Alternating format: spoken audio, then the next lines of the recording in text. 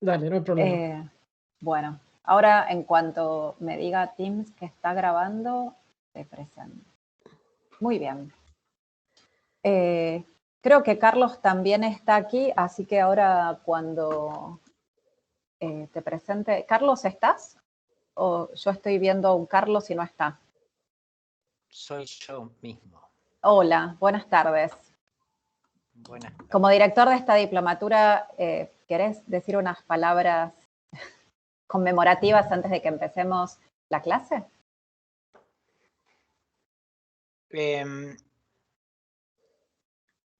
Le tengo mucha envidia al sitio de Creative Commons. En realidad tengo en carpeta una iniciativa para crear un sitio de arbitraje por pares a espejo y semejanza de Creative Commons, pero es entre tantas ideas que no he podido llevar a cabo aún. Así que lo admiro, lo envidio. Igual podría ser una crítica en el sentido de que últimamente siempre pienso en el usuario y alguna gente que entra no encuentra rápidamente las licencias, como que se transformó en un sitio a lo largo de los años, obviamente agregando cosas que lo hacen más poderoso, pero me parece que tendría que pensar un poco más en el usuario que entra por primera vez para que pueda acceder a la licencia y eso. Bien. Bueno, después podemos conversar un poquito sobre eso. Gracias, Carlos. Yo quiero primero agradecer aquí a todos los alumnos que están hoy presentes y que sé que están muy interesados por esta clase. Para mí es un tema muy importante para saber compartir la publicación científica con licencias que de verdad permitan compartir. Evelyn Heidel es una gran experta, no solamente en estos temas, sino en muchos otros temas que tienen que ver, creo yo, con el conocimiento abierto. Porque no se trata aquí solo de acceso abierto, de ciencia abierta, sino que Evelyn creo que trabaja en esta cuestión de compartir conocimiento. Desde sus primeros trabajos con el taller de digitalización en la Facultad de Filosofía y Letras de la Universidad de Buenos Aires, hasta todos sus trabajos en Creative Commons, en Wikimedia, en OpenGLAM, ella demuestra que una de sus mejores capacidades es la de abrir, compartir, generar conocimiento, pero también compartirlo y dejarlo para el reuso, que me parece que es otra cuestión también interesante para todos nosotros que estamos trabajando en edición, en publicación de conocimiento a través de la publicación científica periódica. Así que yo lo voy a dejar a Evelyn que presente. Les voy a pedir que si tienen preguntas, si no se pueden quedar hasta el final para hacer preguntas, las dejen aquí en el chat, que si no, hacia el final vamos a abrir el micrófono para preguntas varias. Y si no, yo la conozco a Evelyn, ella va a seguir en contacto con nosotros hasta que termine la diplomatura y no tiene problema muchas veces en contestar preguntas. Así que, querida, te dejo el micrófono abierto. Muchas gracias por esta clase en este nuevo año de la diplomatura. Gracias por estar. No, y bueno, muchas gracias por invitarme, Jime y Carlos, a la diplomatura. La verdad que la experiencia del año pasado fue muy buena. A mí me gustó mucho participar. Espero que estén viendo mi pantalla porque Sí. yo... Ah, perfecto. Yo no la veo ahí reflejada, pero bueno. Así que bueno, de nuevo muchas gracias por la invitación y espero que la presentación les resulte interesante. Y en esta oportunidad armé algo un poco más interactivo, así que cuando llegue a ese momento lo vamos a ver ahí en la pantalla, pero bueno, en principio voy a presentar un poco de lo que voy a charlar. Y bueno, como bien dijo Jime, una de las ideas de esta presentación es básicamente hacer una rápida introducción al rol de las licencias Creative Commons en las publicaciones científicas y sobre todo en materia de acceso abierto. Y esta presentación está librada en el dominio público, así que con más razón la puede compartir Jime y grabar. Y si alguno de ustedes está interesado en seguirla o en hacer clic en alguno de los links que están en la presentación. Ahí les dejo el link a la presentación de diapositivas en Google Drive, por si hay algo que les interesa seguir y leer más. Bueno, y vamos a empezar un poco con algunas preguntas que nos sirvan para explorar un poco el contexto, ¿no? Así que bueno, esta era la idea de la presentación un poco más interactiva. Y yo lo que les quiero invitar que hagan ahora es que vayan a este sitio, a menti.com, y que ahí ingresen el código 23153164, espero que lo haya dicho correctamente. Y ahí van a ver que tienen 3 preguntitas, 3 o 4 preguntitas, y yo ahora, a medida que las vayan contestando, les voy a ir mostrando en la pantalla lo que van respondiendo. Pero por favor vayan al sitio, así esto también se hace un poco más divertido para todos y todas. Y las preguntas son básicamente, ¿qué licencias usan para sus publicaciones? ¿Por qué? ¿Y qué los llevó a elegir esa licencia y qué beneficios le ven? Y van a ver que hay otras 2 preguntas, pero esas las vamos a dejar para un poco más adelante. Yo ahora voy a dejar de compartir mi pantalla esta con la presentación principal y voy a compartir la otra pantalla donde se va a ver lo que están respondiendo ustedes con algo de suerte. Ahí se ve. Y bueno, como van a ver, hay varias opciones. Pueden responder que si no están seguros o seguras, no están seguras. En algunos casos pasa que no están muy seguros de cuál es la licencia que utilizan. Y bueno, están ahí las 6 licencias que tiene Creative Commons, que son la atribución compartida igual, atribución no comercial y sin obras derivadas, la atribución no comercial compartida igual y la atribución sin obras derivadas. Bueno, veo que hay un poquito de todo. Fernanda pregunta si no usa ninguna. También sí, podría ser si usaras alguna, ¿no? Podemos... O en ese caso podés poner, no sé, no estoy segura. No me di cuenta de dejar la opción no usamos ninguna. Yo di por sentado que todos usaban una licencia CC.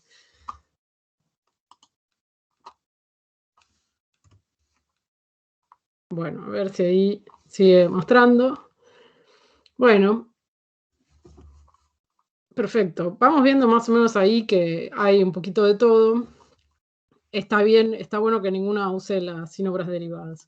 Bueno, pasemos a la siguiente diapositiva, que es ¿por qué usan esas licencias? Y ahí las opciones son, es la que usan todas las demás revistas, porque así nos dijeron desde otra área administrativa.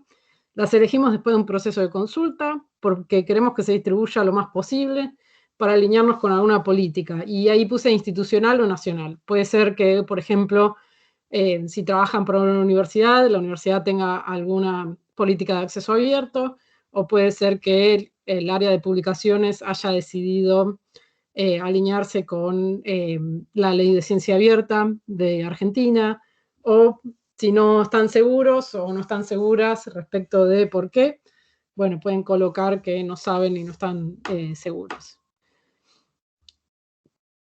Creo que tienen la opción de elegir más de una, pero no estoy segura ahora. Pero bueno. Bueno, me gusta esa respuesta, ¿no? O sea, queremos que se distribuya lo más posible, esa es una gran razón.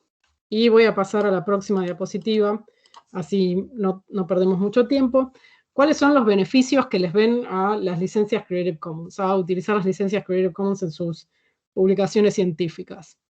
Y ahí las opciones son, cumplimos con la ley de acceso abierto, más difusión para nuestras publicaciones, menos trabajo de gestión con los autores y las autoras, y había una cuarta, que se ve que me olvidé de ponerla cuando armé el Mentimeter, pero bueno, si quieren ponerla, y ahí debería, a medida que vayan respondiendo, debería mostrar como el ranking de cuáles son los beneficios que les ven ustedes a utilizar las licencias Creative Commons. Y si solamente, ahí está, perfecto.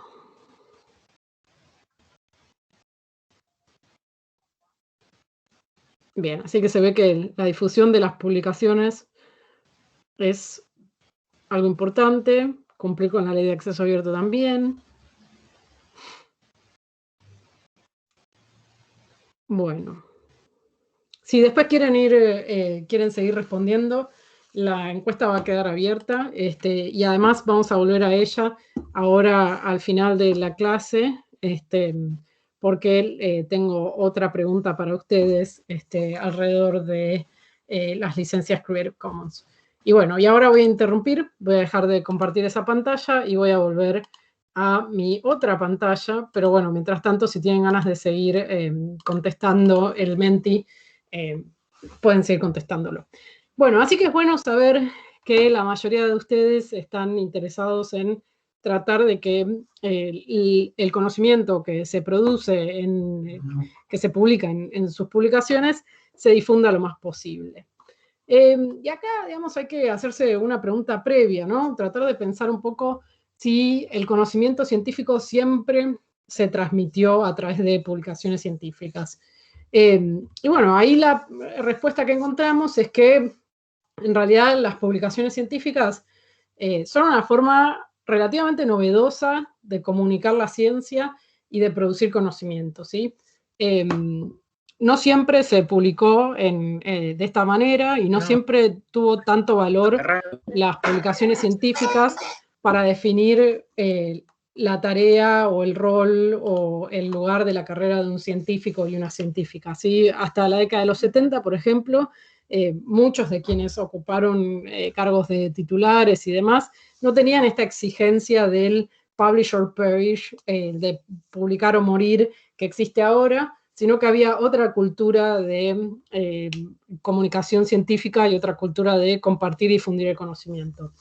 Y acá les dejo una foto de Robert Maxwell, que es uno de los principales impulsores de esta nueva forma de comunicación científica, y además fue uno de los principales ideólogos, si se quiere, de esta forma de publicar, de transformar esta forma de publicar en un modelo de negocios para un puñado de editores que tenían algún tipo de experiencia en la industria de la edición tradicional. Y de hecho, si no tuvieron oportunidad de leerla, les recomiendo, les dejo ahí un link a una nota publicada en The Guardian hace ya algunos años sobre cómo construyó Robert Maxwell este imperio de la publicación científica. Y es muy interesante leerlo para darse una idea de cómo se fue forjando esta nueva forma de comunicar la ciencia.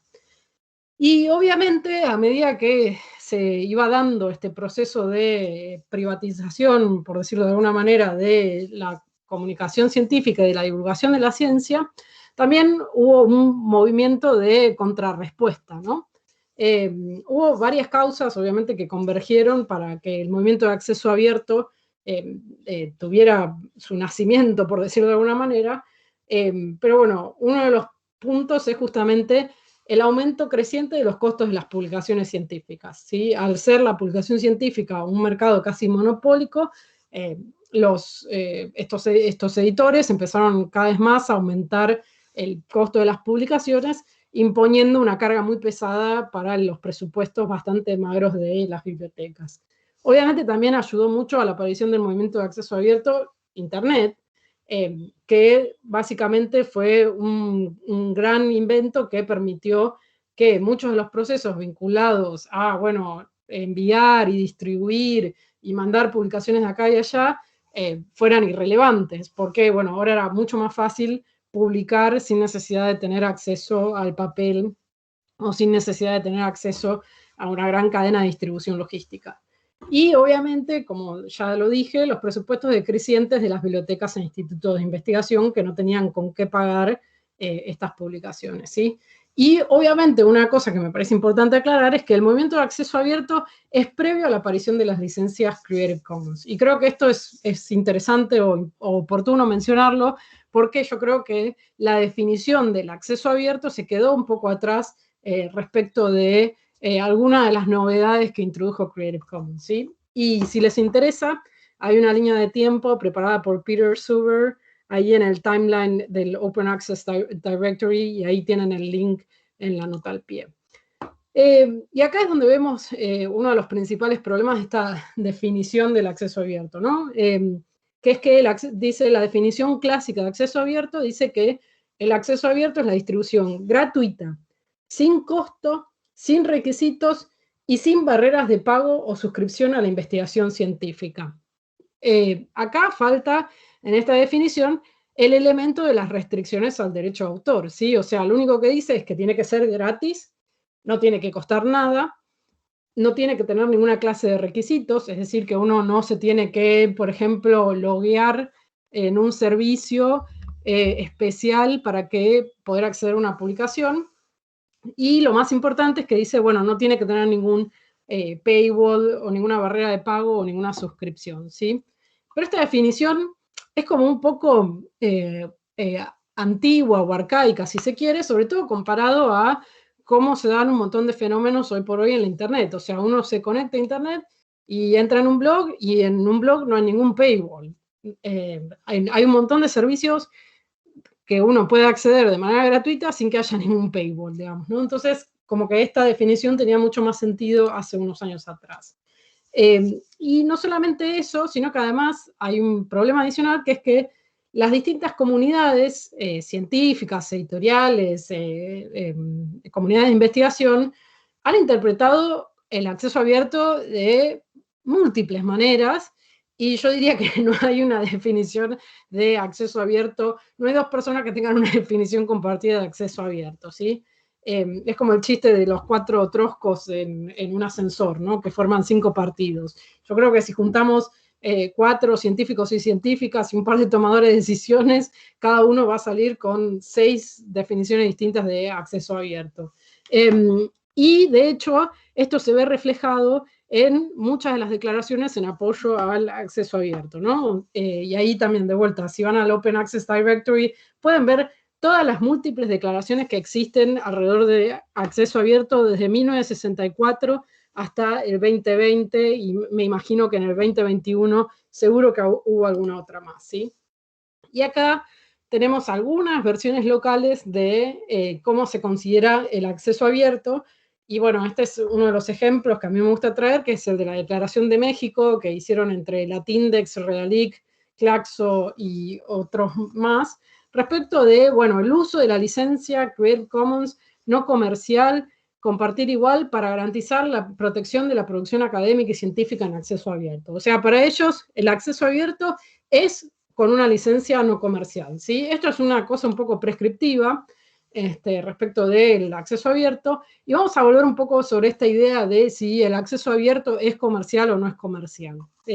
Yo soy de la idea de que no, pero bueno, entiendo también un poco muchas de las discusiones que se dan en el contexto latinoamericano, que son complejas de resolver, y que hay que plantearse si es una discusión que efectivamente puede resolver una licencia o no. Pero antes de que pasemos a esa parte, quiero dar un poco de contexto respecto de qué son estas licencias. Las licencias básicamente surgen porque el derecho de autor es algo bastante complicado y en general implica una serie de restricciones para las personas que quieren hacer uso de obras intelectuales, ¿sí?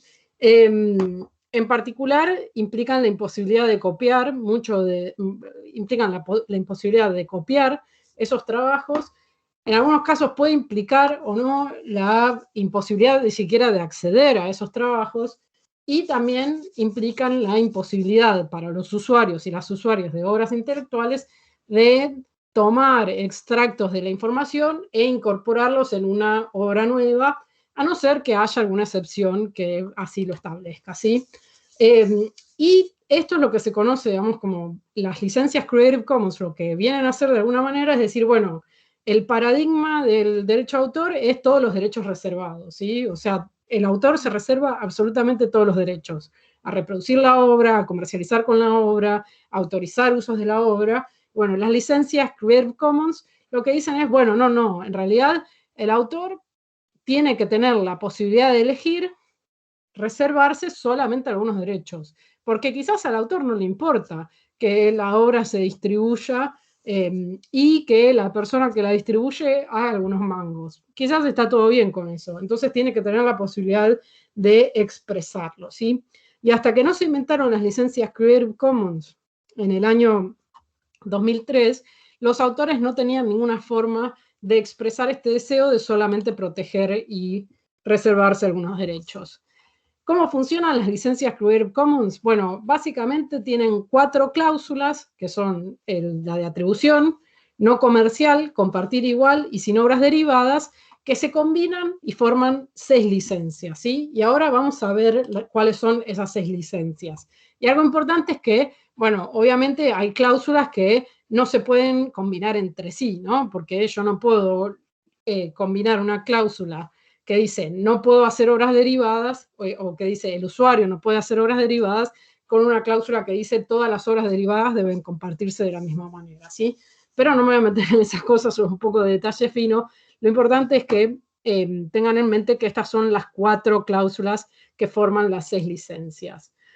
Y algo de lado fino para, digamos, tranquilizar un poco, porque yo sé que esta es como una discusión muy presente para los autores y las autoras de producciones científicas, ¿no? Bueno, ¿qué pasa si alguien usa la obra y como que da la idea de que yo apoyo ese uso de la obra, ¿sí? Algo que Creative Commons insiste mucho es que, bueno, la atribución no implica endoso, ¿sí? No implica apoyo. O sea, tiene que quedar muy claro para que aquel que reutiliza la obra tiene que dejar en claro que la reutilización no implica de ninguna manera apoyo o soporte del autor original de la obra que se está compartiendo, ¿sí? Entonces, si por ejemplo, vamos a decir un ejemplo pavote, un geógrafo social hace un mapa de conflicto en la zona sojera de Córdoba en Argentina, ¿no? Y después viene alguien pro soja y dice y publica otro artículo diciendo, acá están todas las personas que están generando problemas en los campos productivos de Argentina, y hace toda una diatriba en contra de los conflictos sociales. Bueno, esa persona que está reutilizando ese mapa no tiene que hacerlo de manera tal que parezca que el autor original o la autora original estuvo de acuerdo con ese uso, ¿sí? Sobre todo cuando, bueno, hay como este caso es un poco, digamos, lo acabo de inventar, pero es un poco paradigmático de, bueno, cuáles serían los problemas a los que alguien que reutiliza una obra se podría encontrar. La cláusula no comercial dice que, bueno, lo no comercial, lo importante que tienen que tener ustedes es que no quiere decir que no haya intercambio de dinero. Puede haber intercambio de dinero cuando se utiliza la cláusula no comercial, y puede ser utilizado por una organización con ánimo de lucro, ¿sí? O sea que ponerle la cláusula no comercial a un paper científico no quiere decir que Scopus o Web of Science no puedan después utilizar esa publicación científica en alguno de sus servicios, ¿sí? No quiere decir eso. O sea, una licencia no comercial no te impide que un usuario comercial haga uso de una obra que tiene esa licencia, ¿sí? Lo no comercial se refiere al uso, no al usuario. Entonces, si por ejemplo Web of Science o Scopus arman un servicio sin ánimo de lucro, de las características que sea, pero que sea sin ánimo de lucro, pueden hacer uso de publicaciones que tengan una licencia no comercial. Bueno, y acá es donde yo insisto en mi propia definición de acceso abierto, es que la cláusula no comercial desgraciadamente pone restricciones y barreras innecesarias a la diseminación del material, del mismo modo que la cláusula sin obras derivadas. Para mí, no comercial no es acceso abierto. ¿Y dónde lo vemos esto? Bueno, ¿dónde vemos, digamos, estas restricciones innecesarias? Por ejemplo, Wikipedia solamente acepta material con las licencias Creative Commons Atribución y Creative Commons Atribución Igual, y bueno, algunas de las marcas del dominio público, ¿sí? U obras que estén en el dominio público. Entonces solamente acepta esos 3 tipos de materiales. Y hay un montón de formas en que ese contenido se puede reutilizar en Wikipedia para, por ejemplo, ayudar a estudiantes secundarios haciendo su tarea o incluso para comunicar algunos otros problemas, ¿sí? O algunas otras cuestiones. Y si ese material tiene una licencia no comercial, bueno, significa que no se puede incorporar al sitio web. Y hay que pensar, digamos, cuáles son las relaciones entre la publicación científica, que es una instancia de comunicación de la ciencia, y lo que implica después la divulgación de la ciencia, porque la publicación científica es una instancia de entre las muchas que existen para divulgar la ciencia, ¿sí? Bueno, y el problema con las obras derivadas es que, bueno, se limita mucho el intercambio de obras derivadas y el trabajo de investigación científica en general, como por ejemplo minería de datos. Y bueno, también un punto importante es que la cláusula de compartir igual es esta cláusula que dice que, bueno, si haces obras derivadas, tenés que compartirlas bajo las mismas condiciones. Y aunque no lo parezca, bueno, compartir igual también es una restricción a la reutilización del material, sobre todo si pensamos, por ejemplo, en ciertos materiales como bases de datos o incluso mapas que pueden generar una serie de complicaciones a la hora de atribuir originalmente al autor. Se puede generar una larga cadena de atribuciones, ¿sí? Y un punto importante para mencionar es que, bueno, todas las licencias son irrevocables, ¿sí? Esto quiere decir que una vez que elegí una licencia y publiqué con esa licencia, no puedo cambiarla. Si yo la cambio, o sea, la puedo cambiar, no es lo ideal, no es lo deseable, pero también además puedo poner en riesgo a quienes reutilizan esa obra y a los usuarios subsiguientes, ¿sí?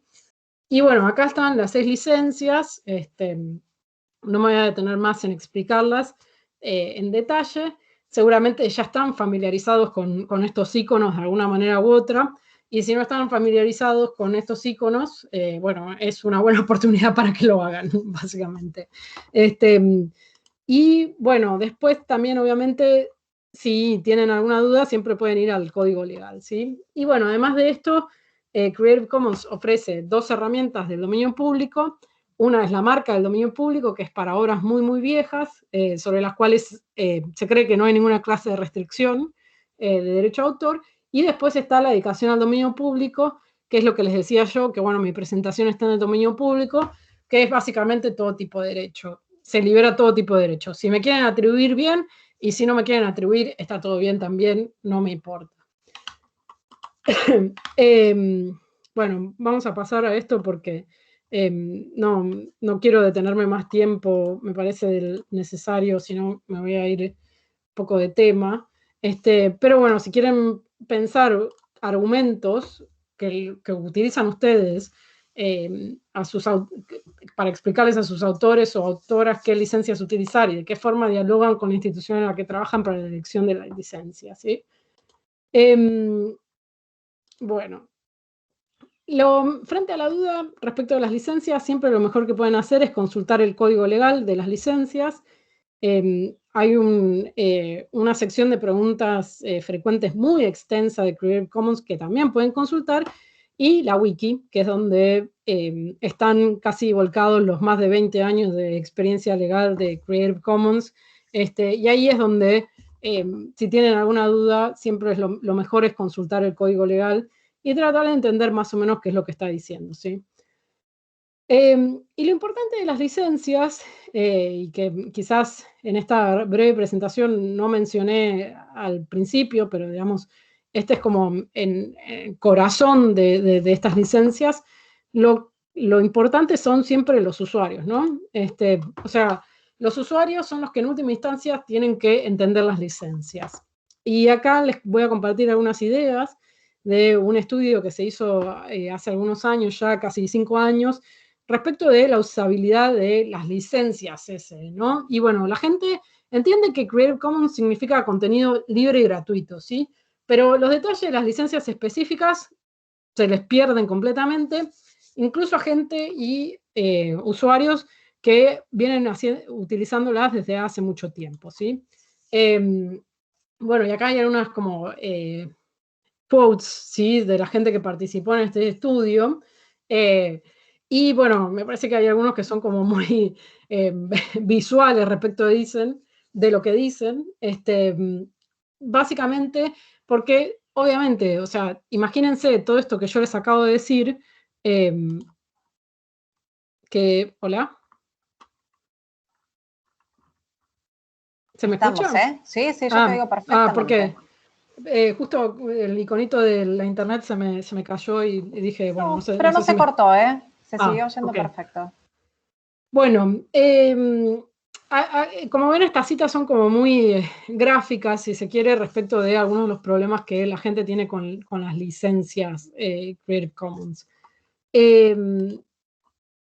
Entonces, imagínense que si esto son como gente que hace tiempo que viene utilizando las licencias, pobre la persona que está tratando de entender cómo puede reutilizar el material científico si nosotros no les damos, digamos, como elementos para entender más claramente cómo pueden hacer uso, ¿no? Y acá yo les voy a mostrar lo bueno y lo malo. Les voy a mostrar dos ejemplos, un ejemplo de gente que hace las cosas bien y un ejemplo de gente que hace las cosas mal, ¿sí?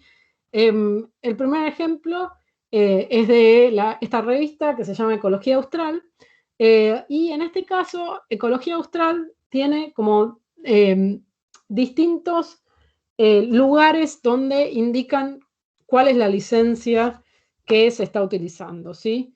Entonces, si ustedes van a la sección de políticas, ahí en política de acceso abierto, encuentran cuál es la política de acceso abierto y dice, bueno, esta revista proporciona un acceso abierto inmediato a su contenido, etcétera, etcétera, etcétera.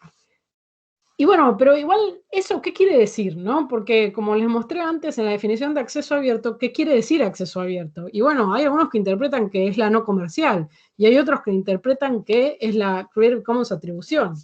Y bueno, finalmente, si uno sigue navegando más y más en la revista, finalmente llega al aviso de derechos de autor que ahí finalmente aclara que el trabajo está bajo una licencia de atribución de Creative Commons, ¿sí? Pero uno tiene como que navegar adentro de la revista. O sea, en este caso es un buen ejemplo porque está claro, pero es un mal ejemplo de la perspectiva de que uno tiene que navegar en múltiples niveles para finalmente encontrar la licencia que quiere. Y además no está indicado en ninguna parte de los artículos a los que uno va. El segundo ejemplo es de esta revista, Sociedad y Ambiente, que en este caso es una captura de pantalla de su pie de página, y bueno, y ahí dice que la revista está licenciada con una Creative Commons reconocimiento compartir igual 4.0. Después dice en otro lado que está disponible bajo Open Access, eso es en el DOAG, y después cuando uno entra a los artículos específicos de la revista, dice que la obra está bajo la licencia Creative Commons reconocimiento no comercial compartir igual. Bueno, entonces, ¿en qué quedamos? ¿Cuál es la licencia de los artículos que están en esta revista? No está claro. Ese es el resultado, ¿sí? No está claro. Yo leo esto y no termino de entender si está bajo una CC atribución compartir igual o si está bajo una Creative Commons reconocimiento no comercial compartir igual. Y esto ya no es ni siquiera, ya no es ni siquiera un juicio de valor respecto de cuál es la licencia que me gusta a mí. Es simplemente la falta de claridad para el usuario que quiere saber con qué licencia está licenciado esto y si puede reutilizar o no ese trabajo, ¿sí? Y bueno, esto después, nada, si uno entra al artículo tampoco lo aclara. Entonces, ¿cuál es el mensaje final de todo esto? ¿A dónde quiero llegar? Básicamente que es muy importante que cuando estén trabajando con publicaciones científicas y las quieran divulgar y dar la mayor difusión posible, sean claros. Tiene que quedarle claro a cualquier usuario, ni bien ingresa a la página de la publicación, tiene que quedarle claro al toque cuál es la licencia que está utilizando la publicación científica. Tienen que ser consistentes, o sea, yo no puedo tener una licencia que dice una cosa en la página, en el sitio, en el footer de la página web y otra cosa en el artículo y otra cosa después en el PDF, ¿sí? Eso no es ser consistente, eso es exactamente lo contrario de ser consistente, eso es ser inconsistente, y hay que ser consistente, tiene que tener la misma licencia en el footer, en el artículo y en el PDF. Y bueno, y después, obviamente, seguir estándares, ¿sí? Las licencias Creative Commons están diseñadas para ser elementos y herramientas de comunicación estándares del derecho de autor, ¿sí? Y bueno, esto me parece que es súper importante, sobre todo porque hay como una combinación entre la publicación científica y las buenas prácticas, digamos, de catalogación y demás, que es importante seguir, digamos, ¿no? Y bueno, si uno ya tiene una herramienta de comunicación de derechos de autor, ¿por qué no utilizarla y utilizarla adecuadamente? Finalmente, en esta última diapositiva pueden ver como algunas de estas buenas prácticas, digamos, ¿no? O sea, lo que ya dije, utilizar una sola licencia para todo el contenido, para todo el sitio web, para los resúmenes de los artículos, para los artículos, y si es un PDF, ponerla en el PDF, indicar cómo citar y atribuir al reutilizar, así nadie tiene ninguna duda de cómo se tiene que atribuir la obra cuando se la reutiliza. La licencia, en la medida de lo posible, tiene que ser inmediatamente visible e incluso redundante, no daña repetirla. La política de acceso abierto tiene que ser consistente, clara y estándar a lo largo de toda una misma institución. O sea, no puede ser que una publicación diga, no, yo quiero esta licencia, y otra publicación diga otra licencia, digamos, porque los fondos vienen del mismo lugar. Y bueno, obviamente los autores tienen que entender los términos de la licencia, ¿sí? Porque en última instancia ellos son los titulares de los derechos de autor. Así que es fundamental que ellos entiendan muy bien qué es lo que implica liberar su obra bajo una licencia Creative Commons, ¿sí? Y obviamente después hay como algunas cosas adicionales, como por ejemplo, buenas prácticas que pueden incluir liberar no solamente la publicación, sino también los datos asociados a esa investigación, ¿sí? Porque esto es clave para fomentar la replicabilidad de la ciencia, digamos. Si yo digo que, bueno, tal información se produjo con tal base de datos y después no publico esa base de datos, entonces es muy difícil saber si eso efectivamente fue así o no como lo estoy contando, ¿sí? Entonces, liberar todos los datos asociados cuando se pueda y en los formatos más amigables para el usuario, ¿sí?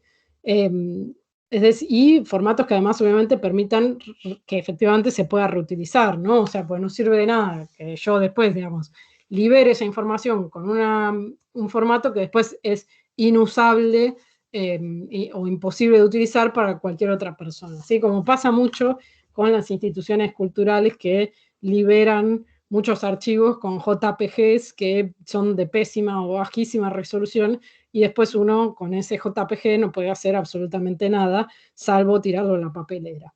Y bueno, obviamente cuando no sea posible, proveer un link para que los usuarios puedan acceder y reutilizar el material. Es decir, si yo no puedo poner en un PDF el gráfico en el formato X, bueno, por lo menos que provea un link a donde se lo pueda encontrar, ¿sí?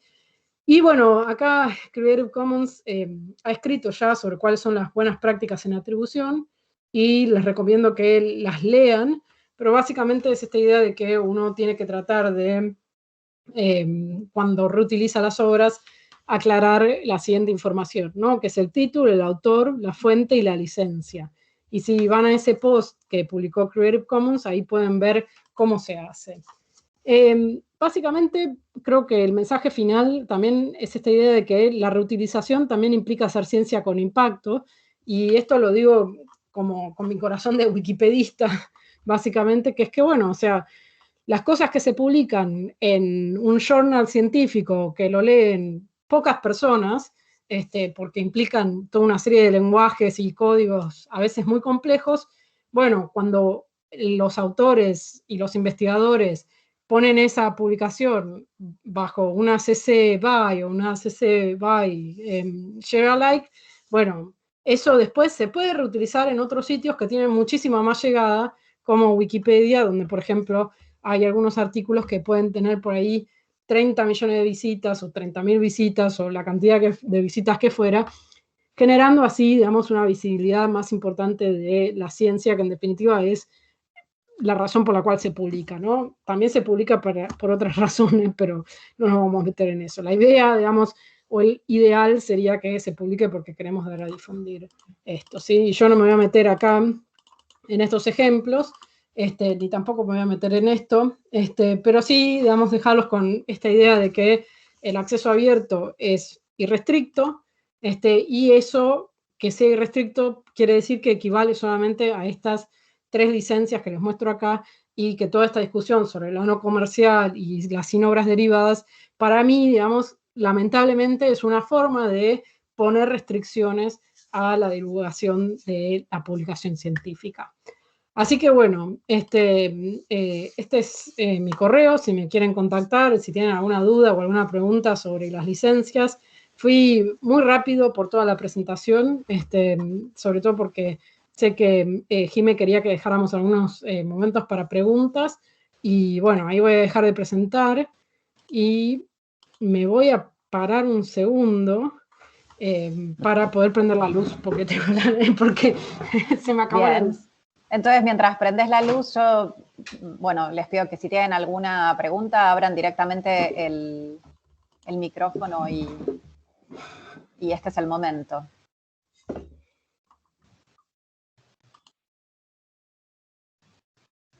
Si no, mientras vamos pensando, yo siempre tengo preguntas, y más que preguntas son también comentarios. Yo tengo y también sugerencias. Bueno, ¿quiere empezar el señor director? Chau, ya. ¿Querés empezar, Carlos? Dale. Ya me intimidaste. No, yo quería decir que puedo parecer un poco esquizofrénico, porque como miembro de Latindex recomiendo la licencia que ella citó, que es un poco restrictiva. Bueno, eso se resolvió en una reunión de los miembros activos de Latindex anterior a mi presencia en Latindex. Supongo que en la próxima reunión que haya voy a usar argumentos de los de Evelyn para tratar de cambiar. En mis materiales uso una licencia abierta. Ahora estoy pensando abrirla aún más y usarla como la usa Evelyn. O sea, yo lo digo porque hay gente que acá me consulta por las revistas y yo les recomiendo la de Latindex, que también usa CONICET, Redalic, o sea, sugirieron varios esa licencia. Pero bueno, cada vez estoy más de acuerdo con el espíritu de esta charla. Solo eso quería decir. Igual se puede estar en desacuerdo conmigo, o sea, no hay problema con eso. Sí, yo creo que, a ver, o sea, me parece que hay una discusión que tiene que ver mucho con bueno, estos modelos de hacer ciencia, ¿no? O sea, creo que parte del espíritu de lo que se discutió en su momento con la Declaración de México y bueno, y lo que discute mucho Latindex y Redalic, tiene que ver con esta distribución desigual de recursos y poder entre, bueno, quienes publican en el norte global y quienes publican en el sur global, ¿no? Pero yo creo que ahí, digamos, hay discusiones más de fondo en algún punto también, ¿no? Que son como, bueno, discusiones casi hasta epistemológicas, por un lado, que tiene que ver con, bueno, en qué lenguaje se publica, ¿no? También, o sea, no es solamente con qué licencia se publica, sino en qué lenguaje se publica, en qué idioma se publica, quiénes publican, qué publican, cómo lo publican, qué cosas se publican, ¿no? Porque también hay como toda una orientación hacia esta idea de que si no hacemos ciencia de datos, entonces no vale la pena publicar absolutamente nada, y entonces todo lo que se hace está, digamos, regido de alguna manera por el Big Data y por, bueno, tengo esta colección de 800 millones de registros a las que le voy a aplicar no sé qué, digamos, fórmula algorítmica, y me voy a concentrar en diseccionar a la perfección el método, y bueno, entonces eso es hacer ciencia, digamos, ¿no? Bueno, Sí, no, digamos, ¿no? O sea, esa es una forma de hacer ciencia y puede haber otras formas de hacer ciencia respecto de muchos de los problemas que nos afectan como humanidad. Y creo que de alguna manera esas discusiones son discusiones distintas de cuáles son las restricciones o sea, cuáles son las restricciones del derecho de autor, digamos, ¿no? Y ahí lo vemos clarísimo. O sea, nosotros, el sur global, en la disputa alrededor de las restricciones del derecho de autor, venimos perdiendo por goleada. O sea, que detenerse a decir, bueno, no tiene que tener una licencia no comercial, es pegarnos tiros en el pie, digamos, ¿no? O sea, en el sentido de que, bueno, estamos limitando muchísimo cómo se puede difundir esto. Claro, Si si se yo puede puedo agregar traducir algo o no se ahí, puede Feli, traducir. Sí, sí, que obvio, me más parece vale. que es muy pertinente, me parece que también es una cuestión muy interesante de debatir en el marco de la ciencia abierta que se está promoviendo en la región, ¿no? Estamos, no sé, el foro del CILAC estos días, donde se está promoviendo o ya poniendo, ¿no?, en debate términos como reuso, reproducibilidad, etcétera, etcétera. Bueno, si no revisamos un poco, por ejemplo, con qué licencias estamos compartiendo el conocimiento en la publicación periódica, realmente el panorama de ciencia abierta que estamos pensando es muy difícil como de seguir en este círculo virtuoso que se quiere llegar a lograr, ¿no? Para eso hay que pensar un poco bien cómo esta cuestión de la ciencia abierta de los procesos, que a veces es difícil de entender, ¿no? Que no es solamente, bueno, aquí están los datos, pero por aquí publico. No, a ver, aquí hay todo un proceso, ¿no?, que a veces no es que empieza y termina en un mismo lugar, pero sí que tenemos que pensar bien que si estamos restringiendo el conocimiento en una etapa de la producción, y bueno, después es muy difícil seguir con los postulados de la ciencia abierta. Me parece que eso es importantísimo en lo que dijiste. Para quienes están aquí en la charla y trabajan en revistas, yo, por ejemplo, y esto lo hemos hablado muchas veces con vos, y vos sos una máster en hacer este tipo de cuestiones, pero utilizar, o sea, hacer buen uso de Wikipedia desde, digamos, desde nuestro rol de editores, por ejemplo, es algo que está a nuestra mano. Y vos hablabas del impacto de la ciencia. Una de las mejores formas de ganar visibilidad, que siempre nos estamos quejando, la poca visibilidad que tienen nuestras publicaciones, los problemas que tenemos para que la gente llegue a nuestra revista, la encuentre, publique, etcétera, es eso, es saber hacer un buen uso, por ejemplo, de herramientas de conocimiento abierto, como es Wikipedia. Entonces, cuanto menos restrinjas desde ahí, más vas a poder meterte en una entrada de Wikipedia como vos has hecho 1000 veces y has metido citas de revistas, hasta, por ejemplo, en grandes revistas que hay aquí que podrían tener su perfil en Wikipedia tranquilamente y no lo tienen y eso está completamente desaprovechado. Pero bueno, si estamos pensando, ¿no?, en esta cuestión del acceso abierto, en el marco de la ciencia abierta, me parece que es un buen momento para reflexionar sobre todo lo que nos contaste. Sí, no, totalmente. Y además yo creo que eso es como clave, ¿no? O sea, separar las discusiones es el primer paso para entender, digamos, como los desafíos que tenemos más allá de la restricción de derecho de autor, ¿no? Y bueno, Jimé recién mencionaba esto de cómo hacer las publicaciones más visibles a través de Wikipedia. Y bueno, el año pasado Jimé me invitó a esta charla y bueno, a una charla justamente para hablar sobre publicaciones científicas, ¿no?, y los caminos hacia lo abierto, y ahí generamos este mini tutorial que los invito a que lo lean si les interesa para saber un poco más, digamos, como del tema, ¿no? Pero bueno, o sea, yo creo que también acá lo que cuenta es que, o sea, lo que vale, digamos, de alguna manera, es que yo les puedo mostrar, digamos, como un montón de ejemplos de información sacada directamente de papers científicos y agregadas a artículos de la wiki, que me parece que son como cosas interesantes, ¿no? De hecho, miren, lo voy a hacer ahora mismo porque lo tengo acá ya en el buscador, porque lo estuve haciendo hace poquito, digamos, pero me parece como interesante pensar estas cuestiones, ¿no? Y sobre todo, además, me parece que hay que superar un poco esta dicotomía, un poco, esta conversación un poco innecesaria, ¿no? En la que estamos perdiendo un montón de tiempo en discutir sobre si comercial sí o no comercial no. y me parece que ya está, esa discusión, o sea, no tiene sentido seguir como anclados en esa discusión, y me parece que es más interesante como moverse un poco hacia esta discusión más interesante que están tratando de dar varios autores y autoras respecto de la justicia epistemológica, ¿no? O sea, no pensarlo en términos de, bueno, la restricción del derecho a autor, superar esa discusión y hablar del resto de las desigualdades que afectan a las publicaciones científicas, que ese es el núcleo del problema, ¿no? Y las restricciones de derecho a autor solamente agravan eso. Y les muestro el ejemplo de este porque me parece que está lindo. Este es el artículo en Wikipedia del Parque Nacional Yasuní, ¿sí? Y miren, ahí van a ver que dice 5.000 visitas. O sea, esto es la cantidad de veces que en estos últimos 30 días fue visitado este artículo. O sea, es un montón. Y acá ustedes pueden ver este mapa súper complejo.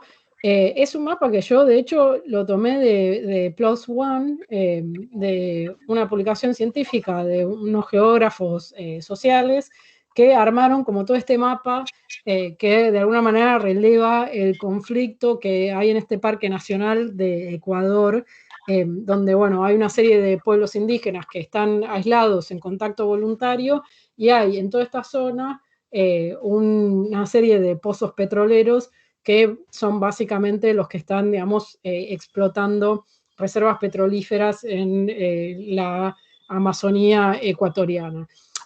Y esto, digamos, si yo no lo pongo acá en Wikipedia, no lo lee nadie, pero es literal. O sea, abriría el artículo en PLOS ONE, no sé si están viendo ahí la nueva pantalla, no la están viendo, pero el artículo en PLOS ONE creo que la cantidad de redirects y visitas que tiene son, nada, tiene 68 veces compartido, una cosa así, desde junio, desde el 2013. Las diferencias, digamos, esto no quiere decir obviamente que, bueno, esta sea la única forma. De nuevo, ¿no? O sea, insisto sobre esta idea de que es una de las muchas formas de la divulgación científica. Y acá es donde hay que pensar que, bueno, las licencias nos permiten hacer esto, ¿no? Nos permiten repensar cómo se podrían interpretar y reinterpretar esto, ¿no? Porque ¿qué pasaría si, por ejemplo, ese mapa que les estaba mostrando yo, que es bastante complejo, digamos, de entender, o sea, yo ese mapa no se lo daría a nadie, digamos, para entenderlo, pero ¿qué pasa si ese mapa lo tomaran, por ejemplo, los chicos de iconoclasistas, que son unos chicos que se dedican a hacer, un grupo de artistas que se dedica a hacer mapeos colectivos de conflictos sociales? Bueno, ese mapa te lo dan vuelta, te lo hacen una obra de arte y te lo devuelven en un formato que cualquier persona, no importa si tiene educación universitaria o no, puede entender. Y eso es ciencia con impacto. Porque si no, nos quedamos en nuestras publicaciones científicas, digamos, ¿no? Y bueno, ese es como un poco el mensaje. Sí, y solo por tirarle más loas a Wikipedia y por un tema que estuvimos viendo justamente esta semana en la diplomatura, no sé si se fijaron en la entrada que mostró Evelyn, pero Wikipedia usa identificadores persistentes.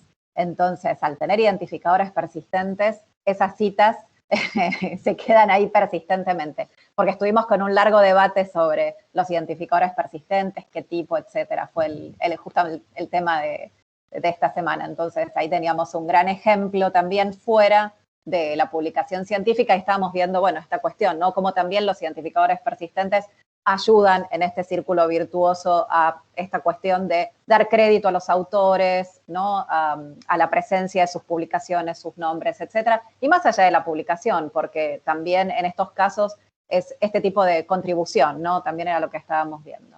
Así que me vino muy bien esa diapositiva. Sí, ¿Tenemos alguna pregunta por aquí? Perdón, pero a lo mejor alguno no se anima a abrir el micrófono con tanto debate acalorado sobre el conocimiento abierto. Simplemente que está clarísimo todo, la rebanco, chicas, buenísimo, buenísimo. Gracias, María. Sí, perdón, yo siempre parezco acalorada, pero les prometo que soy una buena persona. No grito, no estoy siempre tan enojada. Al revés. Acabo de copiar el link porque me he dado cuenta de que la charla anterior no me quedó para recordarle a los editores que me preguntan tantas cosas, háganse su página en Wikipedia. Voy a ponérmelo en el top 10.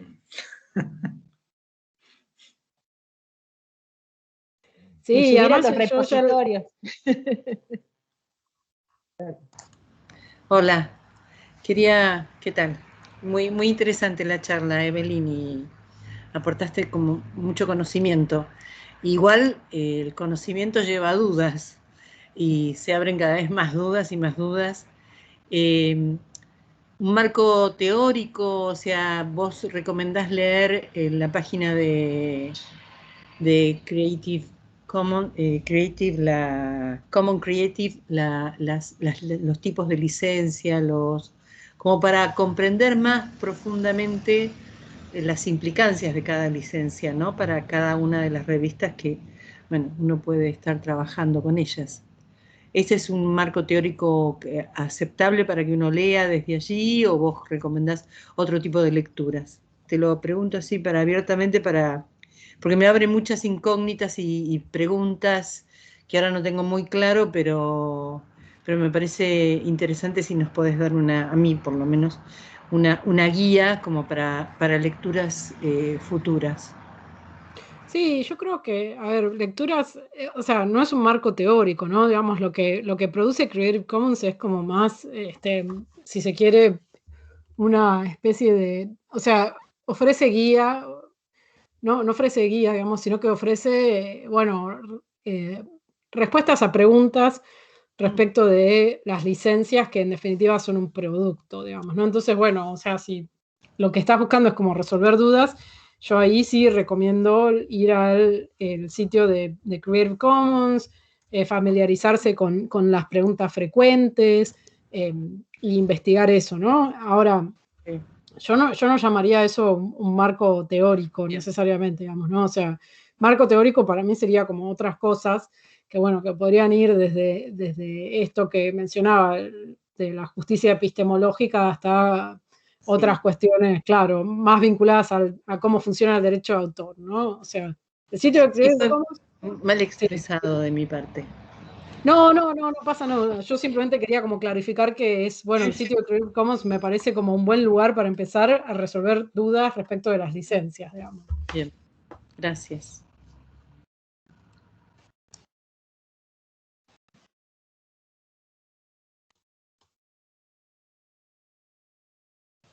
¿Alguna otra pregunta? Yo tengo una Fernanda. consulta que por ahí es como muy básica, pido disculpas si es así. En relación con esto de asignarle, por ejemplo, a la publicación una licencia, y que después en una de las preguntas del Mentimeter estaba, la cuestión con los autores es, los autores deben entonces aceptar el tipo de licencia que tiene la publicación. Si no la aceptan, no sería publicado el artículo en la revista. Sí. Sí, ahí, o sea, ahí se produce como un fenómeno bastante paradójico, que es que, bueno, en general lo que pasa muchas veces es que, bueno, estas publicaciones están en algún tipo de software como, bueno, el OJS y demás, digamos, ¿no? O sea, hay distintos tipos de software para las publicaciones científicas y en general hay poca chance de cambiarlo, ¿no? O sea, entonces, generalmente lo que pasa es que, bueno, o sea, los autores al final terminan aceptando la licencia que tiene la revista porque no tienen posibilidad de cambiarlo. Y a mí me ha pasado, por ejemplo, en otras revistas, donde, bueno, alguna que otra vez publiqué alguna cosa y me dicen, no, bueno, nosotros le ponemos la CC BY no comercial y lo que sea. Bueno, está bien, pero a mí no me gusta. Entonces, ahí en ese caso, por ejemplo, los autores pueden elegir aclarar en el artículo que la licencia está publicada con otra, o sea, que el artículo está publicado con otra licencia. El autor tiene el derecho de elegir porque es básicamente el autor, digamos, ¿no? O sea, ese es el tema.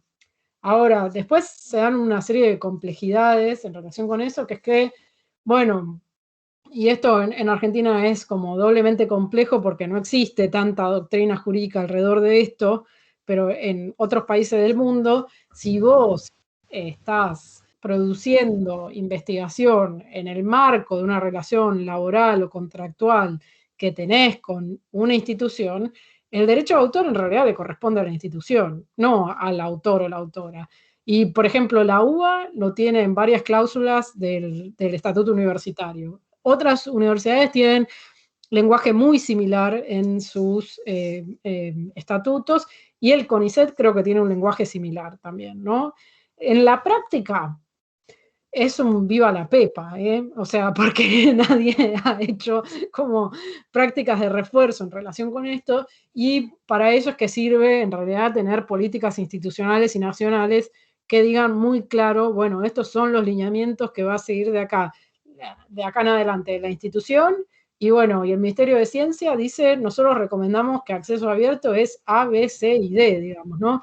Así es como se tiene que resolver de alguna manera, aunque parezca un poco como, bueno, muy dictatorial si se quiere, pero bueno, sí, hay una relación contractual con los investigadores, digamos, no es que están produciendo ciencia en el vacío, o en el marco o por su cuenta propia. Alguien les está pagando para que investiguen. Les está pagando mal. Esa es mi opinión personal, digamos, ¿no? No hay que, Sí, que ser eso investigador. es verdad. ¿Puedo añadir algo ahí? Creo Armenia está levantando la mano, pero me gustaría añadir algo sobre algo que vamos a ver no esta semana, sino la siguiente, que es son un poco los lineamientos que da el DOAG, el directorio de revistas en acceso abierto, que sí ha hecho bastante por mejorar el uso de las licencias Creative Commons. Por ejemplo, el caso que vos mostrabas de una revista con 2 licencias, es algo que no sé si todavía está en el directorio, pero se está empezando a penalizar y a dar de baja revistas que no están siendo consistentes con las licencias. Entonces, eso me parece que es una cuestión. Otra es que muchas veces, y lo digo también como autora, uno a veces publica una revista porque, bueno, le gusta, porque ya alguien publicó ahí, porque le parece que es una revista buena de su comunidad, etcétera, etcétera. Tal vez en lo que menos se fija cuando va a ver todo eso es en la licencia, a lo mejor eso llega casi al final. Y luego hay otra, eso como autora, ¿no? Pero como editora, yo voy a poner el caso de una revista, una de las revistas que estoy dirigiendo, que es una revista que codirijo con otros colegas en España. Una revista de la UNED, de la Universidad Nacional de Educación a Distancia. Pues en esa universidad las facultades tienen cada una sus propias revistas, pero las revistas dependen solo y únicamente del servicio de publicaciones de la biblioteca. Y es el servicio de publicaciones de la biblioteca el que decide las licencias para todas las revistas, de una forma completamente arbitraria. Entonces, este es un debate que en este momento tenemos, porque la licencia que nosotros estamos usando en la revista de Humanidades Digitales es una no comercial, pero Evelyn iba a algo importantísimo, que es, por ejemplo, compartir derivados, por ejemplo, cosas que salen de las publicaciones de Humanidades Digitales, como pueden ser visualizaciones, set de datos, etcétera, etcétera, que tienen, digamos, un derrotero completamente a veces diferente al que puede tener una publicación. Entonces, una de las cosas que Evelyn mencionaba sobre este tipo de licencia más restrictiva es algo que nosotros, como venimos debatiendo, sin embargo, son decisiones institucionales que a veces son muy difíciles de cambiar desde lo individual. Entonces, hay estas complejidades que Evelyn mencionaba, claro que están. Me parece que lo interesante cuando uno tiene una revista, o a lo mejor está empezando, o a lo mejor tiene cierta independencia para elegir, es elegir la licencia menos restrictiva, no empezar por ahí.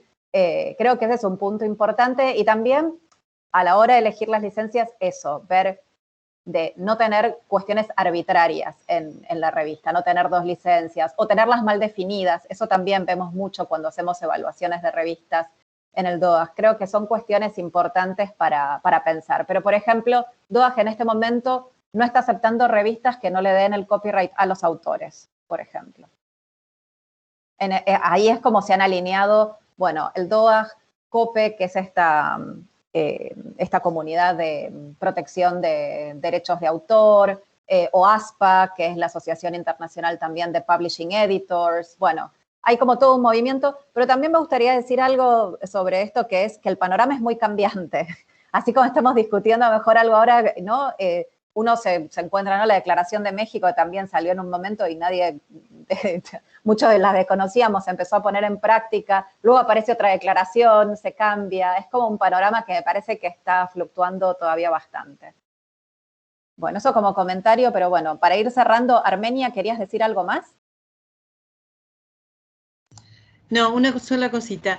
En el comentario anterior de Evelyn, ¿el RIA ha intervenido en algo la ley del repositorio abierto institucional, la ley creada en el 2013, si mal no recuerdo, ha creado un cierto movimiento respecto de las licencias? O sea, ¿hay alguna relación entre las licencias y lo que sucedió con el RIA? O sea, por ejemplo, yo estoy encargada del RIA de la facultad donde trabajo y tengo que subir todas las publicaciones que emanan de las investigaciones porque son financiadas por el Estado Nacional. Entonces, bueno, es la obligatoriedad, ustedes ya lo deben saber perfectamente.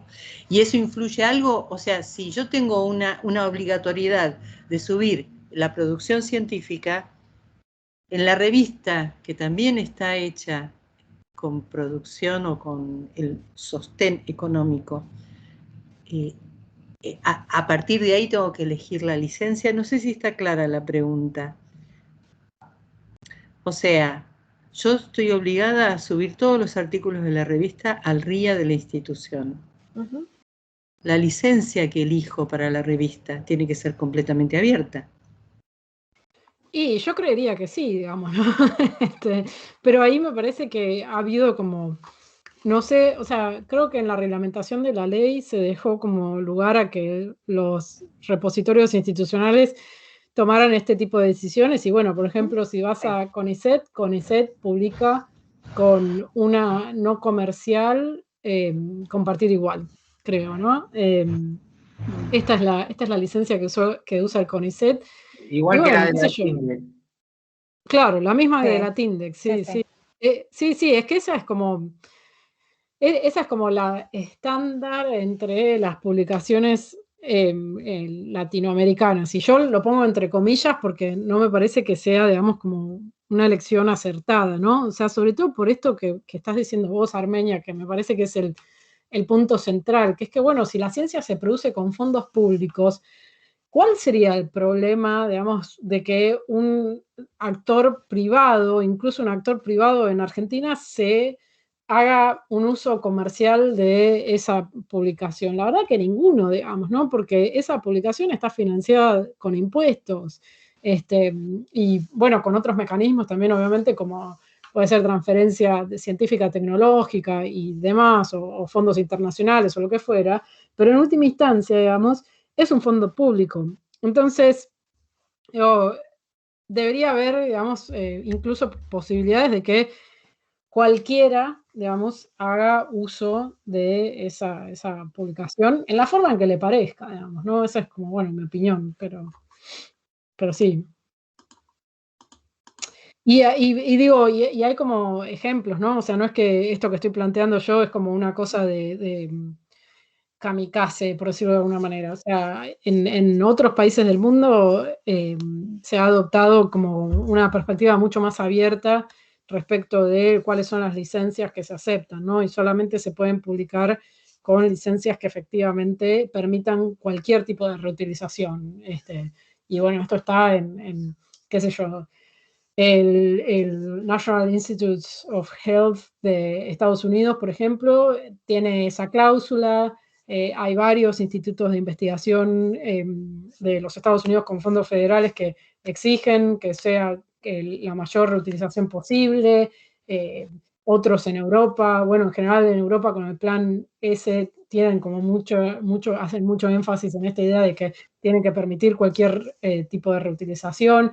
Y hay varios ejemplos, digamos, que podríamos traer que plantean justamente que el nivel de reutilización tiene que ser el máximo posible, digamos, ¿no?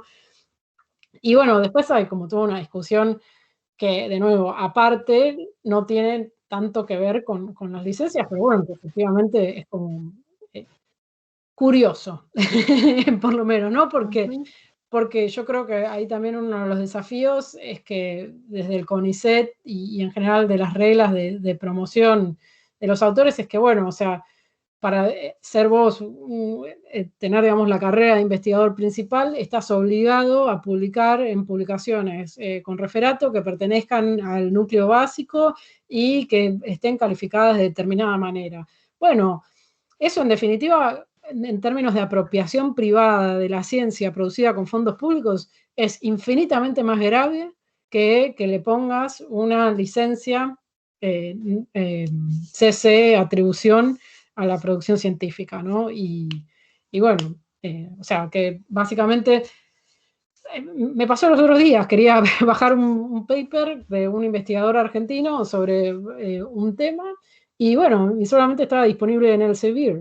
Y bueno, y lo tuve que, o sea, ya saben a dónde fui para leer el paper, digamos, ¿no? O sea, pero ¿qué quiero decir? Este es como un ejemplo de cómo a veces ciertas reglas institucionales terminan generando efectos, digamos, como mucho más complejos, digamos, ¿no? Para el acceso a la ciencia que una licencia.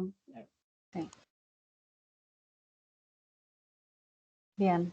Gracias, Evelyn. Estuvo buenísima la charla. Como siempre, todo espectacular. Mil gracias. Sí, perdón que nos extendimos un poco. Valió la pena, creo que todos estamos de acuerdo en que fue muy aprovechable. Estos últimos 15 minutos fueron magníficos, un muy buen cierre.